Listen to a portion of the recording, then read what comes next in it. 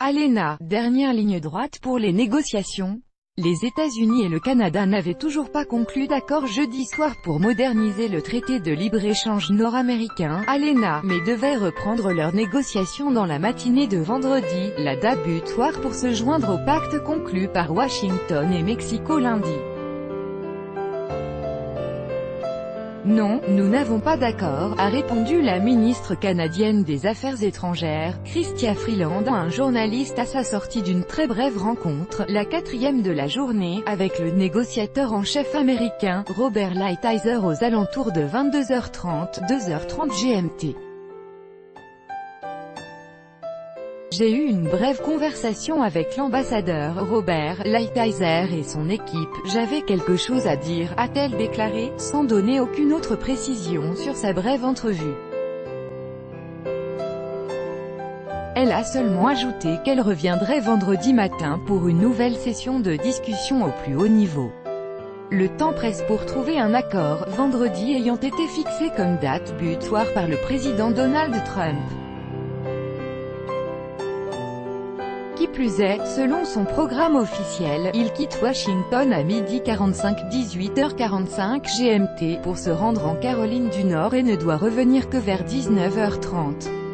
Cela pourrait intervenir d'ici, ce vendredi ou à un autre moment. Mais les Canadiens, NDLR, n'ont en définitive pas d'autre choix, avait estimé jeudi le président américain Donald Trump dans un entretien à l'agence Bloomberg. Nous remplaçons l'ALENA par un accord commercial avec le Mexique de toute beauté et flambant neuf et au moment où je vous parle avec le Canada, a lancé M. Trump dans la soirée lors d'un meeting électoral dans l'Indiana.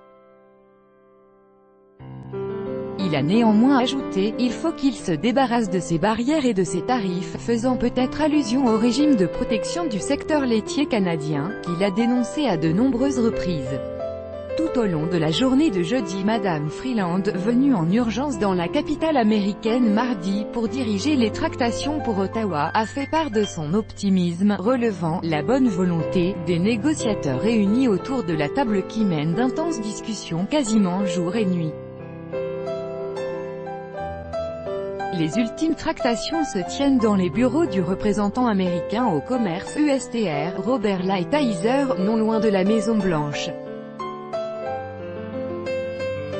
Jared Kushner, gendre et conseiller spécial du président américain Donald Trump, à Washington DC le 30 août 2018. Copyright AFP, Jim Watson. La renégociation de l'ALENA avait été imposée de manière unilatérale au Canada et au Mexique par Donald Trump il y a plus d'un an, ce dernier jugeant l'accord initial désastreux pour l'économie américaine et dénonçant un traité qui s'est traduit par un important déficit commercial avec Mexico, 63,6 milliards de dollars. En 2017, vendredi a pris l'allure d'une date butoir à double titre. D'une part, un nouveau texte doit être soumis au Congrès américain pour respecter un délai de 90 jours donnant la possibilité d'une approbation d'un nouveau texte par la majorité actuelle et d'autre part, au Mexique, pour permettre au gouvernement sortant d'accorder son aval avant de laisser la place au président nouvellement élu Andrés Manuel López Obrador qui doit prendre ses fonctions le 1er décembre.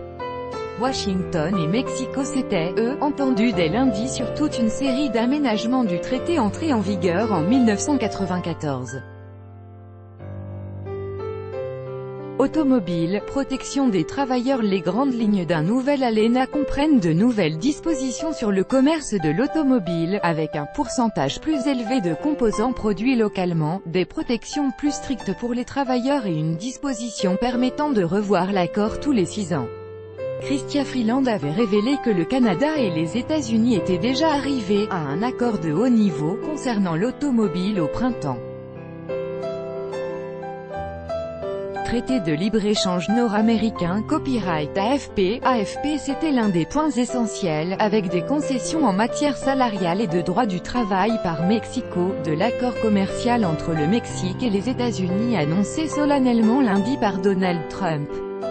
Les Canadiens avaient délibérément choisi de s'éloigner des discussions sur un ALENA réformé en attendant que les États-Unis et le Mexique parviennent à surmonter leurs nombreux différends. Pour autant, Ottawa et Washington demeurent opposés sur quelques points clés. Le Canada entend défendre le marché canadien des produits laitiers ainsi qu'une procédure de règlement des différends entre les partenaires du traité dite chapitre 19. La propriété intellectuelle fait également débat, le Canada souhaitant préserver son secteur pharmaceutique de produits génériques quand les États-Unis et le Mexique se sont mis d'accord sur la protection pendant au moins 10 ans des brevets des médicaments, favorisant ainsi les laboratoires américains. Le meilleur accord possible. Si le Premier ministre canadien Justin Trudeau a évoqué la possibilité d'avoir un bon accord pour le Canada d'ici à vendredi, il a aussi une nouvelle fois souligné, devant les premiers ministres des provinces et territoires canadiens, que son gouvernement continuerait de veiller à ce que tout éventuel accord soit le meilleur accord possible pour les Canadiens. Le chef du gouvernement canadien fait face à la pression du calendrier politique. Des élections doivent avoir lieu dans un an et il lui faut éviter d'apparaître comme capitulant devant le président américain. Deux provinces, le Québec et le Nouveau-Brunswick, dirigées par son parti sont déjà en campagne électorale et un accord pourrait se révéler salutaire. Tout droit de reproduction et de représentation réservé. Copyright 2018, Agence France Presse.